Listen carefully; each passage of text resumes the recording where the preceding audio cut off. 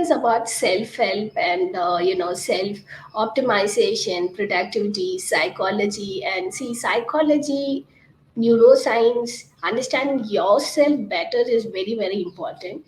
And only if you understand yourself better, you can push yourself to your extreme limits and get the maximum out of you. And that self awareness is a very very critical thing. So that I just got it very late in my career. It's only after I started taking a lot of psychology and neuroscience courses, I started getting that self awareness and learning a lot about psychology. And you might think it may not related to your professional career, but it was very instrumental in my career. Learning a lot about optimizing, how to optimize your life, productivity. There's a lot of self help, science which you can learn about from psychology. These are a lot of wisdom which I gained from that really helped my career. So something which I would recommend as a part of your school syllabus itself should be introduced as early as in schools.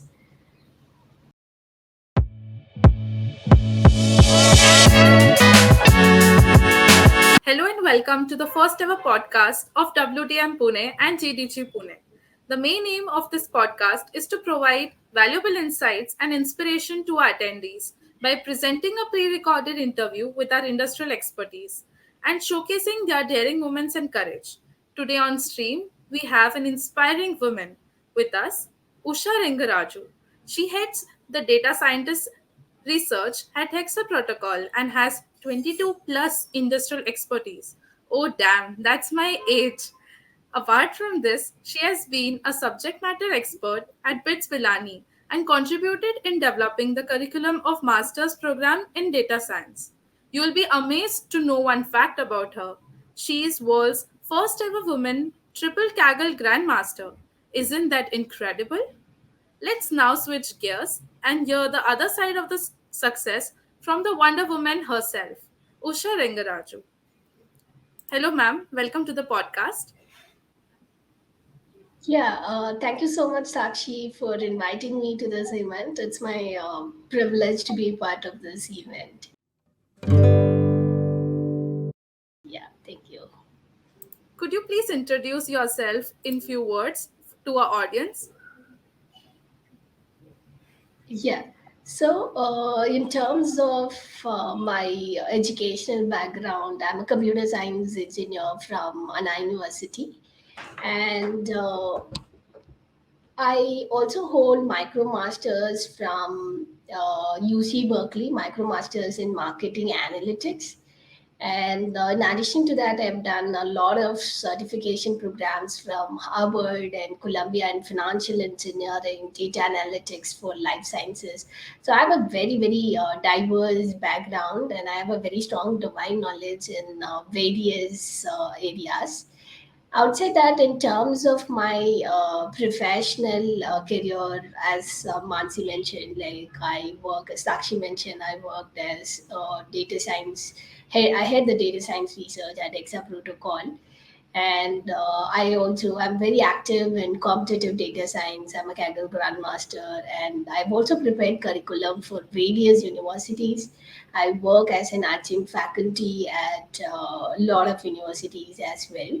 And so this is roughly my professional and educational background. It's inspiring to know that, really. And to move further, I would like to ask you, and I'm curious to know it even, what inspired you to pursue a career in data science? And as I could research about you, you were a software engineer before, right? In 2017, you switched to data scientist. So, what made you switch career to that? Yeah, switching career to data science was not a very planned move.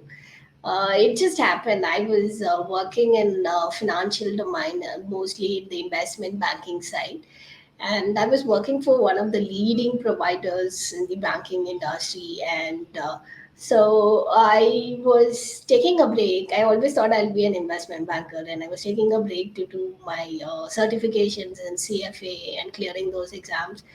And I have a passion for learning, so I was learning a lot of data science courses back then. And so finance is, if you take CFA and all, majority of the papers are mathematics related. You have probability, you have statistics.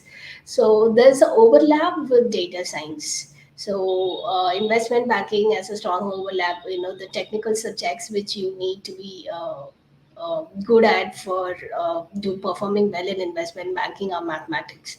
So that has a strong overlap with data science. Data science also requires a very strong mathematical background. And so I got an offer, a small gig, to do a small time project for an investment banking firm. A startup who was consulting for an investment banking firm. They were building an AI based trading platform. This was a part-time job for 20 hours a week, and I thought it was a. They felt it was. I would be the right fit because I have strong mathematical knowledge, and I also was familiar with data science back then.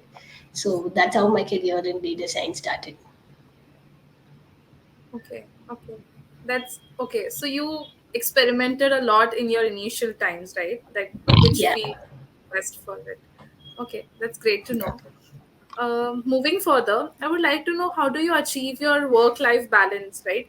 Like, don't you get stagnant doing the same work? I mean, repetitively after a point in time. What makes you keep going, right? Yeah, so data science is a very interesting domain. So you have a lot of domain-based projects. Like you have projects in genomics, you have projects in manufacturing, you have projects in semiconductors, and the projects are very interesting. So if you really enjoy it and if you're passionate about it, you would never get bored.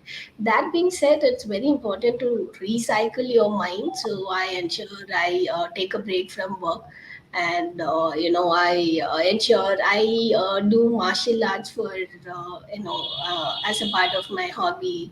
So that relaxes my mind. I also like do yoga, and I have a life membership at Cult, so I do all their group classes and yoga and all that. Outside that, I travel a lot for tech events. So I was invited for IIT Madras. I am Ranchi. Ranchi is a beautiful place with lakes and a lot of things. So whenever I get invited to many cities for speaking at things, I ensure I go around those places as well. Maybe I extend one more day and I visit around as well. So I combine my work with leisure really well, and yeah, I ensure I take sufficient breaks to recycle your mind. Otherwise, you're going to have meltdown and things like that. So it's very important, and I would recommend that for others too. Right, right. Refreshing your mind by traveling is the best therapy that anyone could get. And Yeah, going to talk at different places even makes you inspired, also, right? That you also learn new things by meeting new people. yeah, yeah. True Okay. that. Yeah. Moving ahead, what were some of the challenges you faced as a woman in a male dominating field, right? I mean, data scientist in the initial times was not that much in India or not that much familiar with women, right? So, how do you consider that? Generally, one big challenge is whenever we get invited to speak at events, I would be the only women speaker. So there was an event like 4 days back where it was a research event, and there were like 50 men in the room, and there was like just two women. And there's always a lesser mind being a minority, and sometimes it's good because you're a minority. There's a lot of highlight on you. Everyone's focus is on you because you are less in number. Sometimes there are certain professional settings where you're not taken seriously and things like that. But that being said, in data science career, I've had very good run. I've had very things were very smooth for me personally. But I've heard stories of biases in the industry. I've heard stories where women were not getting promoted in the companies, even in companies where, diversity and inclusion, the companies who are the big names in the diversity and inclusion advocacy, those are companies where women were not getting promoted at all for 3 to 4 years. And you will never find women staying in those companies for more than 3 years. They will all quit because they're not getting promoted. So these are stories which I've heard from other women, but personally, I've had a good run. I've not faced many biases in the data science career, at least. Okay, that's great to know. But I hope women WTM women in tech makers makes a difference, and at one particular time you get to see the whole bunch of audience plus the speaker being just women. I hope that we make a Yeah, difference. yeah, do that. Okay, so lastly, a question for audience. Like, what advice would you like to give to other young women tech makers like me and the audience? Just few advices that helped you in growing in your career. Yeah. See, community and networking is very important. If you take even women tech makers, so they provide you a lot of resources for upskilling. They provide you with public speaking opportunities as Women Developers Academy to mentor you. So mentoring is very, see, you should reach out for help, and, don't feel ashamed or don't feel, hesitant to reach out for help. These are good avenues where you're provided with an industry mentor to guide you over a period of time with all the things. So like these are some things which you should make the best use of. And outside that, build an overall profile, and public speaking, blogging, and be strong with one specific skill set. Be very very strong. Dabbling with a lot of things is good, knowing all of it is good, but one thing you should be extremely good, because these days like people are preferring people who are specialized in at least one or two areas. So specialization is important, combining with you dabble with all of it, have overall knowledge in many things, but one or two things, be a specialist in that. And social media is very important these days. If you achieve something, ensure the world gets to know about it. Share it in social media when it is based. I mean, I'm just quoting WTM, flagship proverb or punchline. When it's based on facts, it's not bragging. You should ensure you share it in social media. How else will others get to know about your achievements? So social media, ensure you publicize all your achievements on social media. And time is very important. Make the best use of your time. Yeah, this is my advice for all the young women out there who are starting your career. That's a great advice. I hope we have networked with you quite good. Okay, so moving ahead, I have some rapid fire planned for you. So, just a quick Yeah. rapid fire. The first one goes, what's the most daring and the courageous thing you have ever done in your career? Yeah, I would say daring thing is just taking up data science as a career itself was one of the very courageous move from my end. Outside that, I mean, to take a data science, before data science career, I was in a very high profile paying job. I just quit my job with no other job offers in hand, and then data science just happened, and I'm in a very good position here. And outside that, there were a lot of situations where I have had walked out of very high profile client projects, just because I was not very comfortable with the client's way of communication, and I just sensed harassment or bullying at some point. And I had worked out of very, very high profile, high paying client projects. Yeah, that is something which there are few things which I wouldn't tolerate at all, and bullying and harassment are two of them which I'll never put up with. That's the daring moment that we captured for you. Dare to be, dare to do the moment of hashtag dare to do with WTM. Moving ahead, what's one thing that you wish you had been knowing earlier in your career? Yeah, so one thing is about self help and self optimization, productivity, psychology, and see psychology, neuroscience, understanding yourself better is very very important. And only if you understand yourself better, you can push yourself to your extreme limits and get the maximum out of you. And that self awareness is a very very critical thing. So that I just got it very late in my career.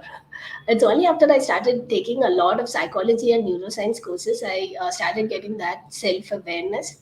and learning a lot about psychology. And you might think it may not related to your professional career, but it was very instrumental in my career. Learning a lot about optimizing, how to optimize your life productivity. There's a lot of self-help, signs which you can learn about from psychology. These are, a lot of wisdom which I gained from that really helped my career. So something which I would recommend as a part of your school syllabus itself should be introduced as early as in schools. Okay. Self awareness, yeah, I agree with you. Because once you are aware of things, you go into the right direction, what I perceive it. Moving ahead, what's the best piece of advice you've ever received and that has helped you? Yeah, so I would say it must be around 8 years back, 8 to 10 years back. I was very materialist back then, and for the last 8 years, I'm very minimalistic. And there was some conversation which I had with somebody, and who was talking about minimalism and not being materialistic and things like that. So that stuck in mind, and a few months after it, I started learning about minimalism, and I was getting inside spirituality and all that. It was a transformation which happened. I would say that's something which was very revolutionary for my life, and being minimalistic and not being materialistic is the secret to my happiness. I'm a very very happy person, and for me it's not necessarily something great or something should happen to make you happy. I'm happy every moment in my life, and minimalism I think is something which everyone should explore and give it a shot. I know for different people minimalism works in a different way, so you should there's no one such mantra which works for everyone. So you should just curate the kind of minimalism which you want in your life, and reducing a lot of clutter in your life can definitely give you a lot of mental peace. And please do just try navigating in that direction and see what's in it for you. That's great to know. Even I've been following the Art of Minimalism book from a Japanese author and the Ikai. I've been reading those book, and there were a lot of things in my room previously which were not need of the hour, and I was just used to keep it. And then I realized, no, is this the need or it is a want, right? You should have that self-analyzing yourself, and then I discarded those things. And whenever I go to shopping, I've been practicing this: what I am going to shop, I should first list it down and then I should go. Because once you go to shopping, you purchase unnecessary things, right? The art of minimalisting has really helped me even in growing. Thank That's you so great. much for sharing this. Yeah. Yeah. Moving ahead, what's one skill that you always wanted to learn, but you may not have the time to learn or haven't had that opportunity to get it, but you always had that, yeah, I want to do that. What's that one opportunity or one skill that you want to do? Yeah, so I would say Carnatic music, and I'm from Chennai, where it is a celebrated city for Carnatic music and Bharatanatyam. I grew up in Chennai. Currently, I reside in Bangalore. I've been in Bangalore for a really long time. So I grew up in a locality where there's a lot of focus and importance for Carnatic music, and Bharatanatyam has always been my dream to do it. But unfortunately, I was into sports back in my school and university. So I was a national athlete. So I have to leave for sports camp as early as 3 a.m. and I could come back home, but after everyone sleep like around 11 p.m. in the night. So this passion for sports and other extracurricular activities, academia, and all that put together, I didn't have time for pursuing dance and music. But definitely, some point in my life when I have sufficient time, I would definitely pursue both of it. That's great to know. Bharatanatyam, yeah, it presents Indianness as a whole, right? Yeah, yeah. Yep, that's great to know. Okay, moving ahead with the last rapid fire question. If you were not a data scientist, what would you be? Yeah, so I have a very curious interest in a lot of profession, and so I like arts. and so maybe I would prefer performing arts or becoming an actress, or I know, like maybe at least in drama things and all. But for movies, you require a certain kind of a standards and things. So arts interests me a lot. Somewhere, pursuing a career in one of the performing arts or music or something. These things is something I've definitely taken it up. Or being a sports person, after my graduation, I always wanted to take up sports as my career. But coming from a conservative family, like, taking sports up as a career was not appreciated, or, was not encouraged. So I couldn't take it up. So I was always interested in sports, arts, and any other extracurricular activities other than academia back in school and university. And, I just landed up in the technical side, and now I'm happy with it. Great to know. Which sport would you like to be in? Martial arts? I was back in university and school. I was a sprinter, so I used to do 100 meters and 200 meters at state level. And I was a national Coco athlete, so I used to represent Tamil Nadu in the under 14 and under 19 categories at the national level. So, competing across different states. So these were the sports which I was involved in. That's great to know. Really inspiring. Okay, Thank that's you. it from our end, Usha. Thank you, Usha, for joining us on this podcast and sharing your inspiring story. Your experience and insights will encourage and inspire other women in tech to pursue their dreams and overcome the challenges they face. I am quite excited, Usha. Thanks for having, giving your time and being with us. I hope that we look forward to looking your journey in the upcoming years. Yeah, thank you so much, Sakshi and Mansi and IWD Pune and GDG Pune team for giving me this opportunity, and I thoroughly enjoyed speaking to you. And looking forward to collaborate in future events. And best wishes for this podcast series. And best wishes for your main IWD event on April 23rd. Thank you. Thank you so much. Hoping to see you. And I was mentioning this book, the good day things on minimalistic. Wow, wow, wow. Thank you You so should do much it. for You showing should do this. it. And I'm sure Has a lot of audience, it will benefit features of you. the minimalistic living that personally Wow. anybody should follow. You should have a read. I'll ping you up. Yeah, yeah, If you definitely, visit Pune definitely. anytime, let's catch up. Yeah, yeah, definitely. I would love to, catch up with you in Pune and be part of this. One more thing called, you know, Japanese technique of tidying up. I think it is. There's a woman who is very famous for it. She has an art of tidying up, Kyomari or whatever it is. I forgot. Okay. I think she. I'll WhatsApp you the name of the woman. She is very famous Sure. for this tidying up technique and things like that. Yeah. Sure. I would love to read it up. Thank you so much, Yeah. Usha. To all the listeners, Yeah. we hope you found this episode valuable. Please subscribe to our podcast to stay updated on the latest episodes, and don't forget to leave us a review and a feedback. Thank you for tuning in for today, and until next time, stay curious and stay learning. Sakshi Nasha signing off from WTM Pune podcast. Thank you.